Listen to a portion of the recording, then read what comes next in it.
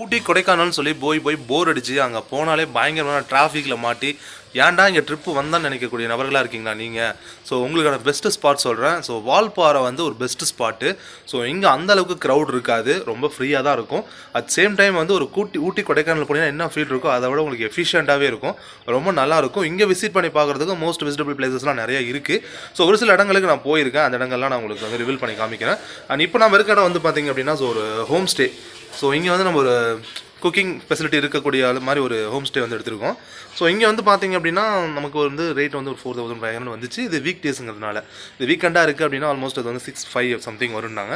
So பெட்டராக இருக்குது. உள்ளே வந்து 3 பெட்ரூம் இருக்குது. ஸோ கிச்சன் ஃபெசிலிட்டி, ஹாலு, ஒவ்வொரு பெட்ரூம்லேயுமே டிவி செப்பரேட்டாக இருக்குது. ஸோ பாத்ரூம்லாம் பக்கா க்ளீனிங்காக இருக்குது. ஸோ அது இல்லாமல் லொக்கேஷன் வந்து பார்த்திங்கன்னா ரொம்ப அற்புதமான லொக்கேஷனில் இருக்குது. ஸோ அது ரொம்ப முக்கியம் இல்லையா? ஸோ பேக்ரவுண்ட் பாருங்கள், பயங்கரமான அப்படியே அந்த எஸ்டேட்டு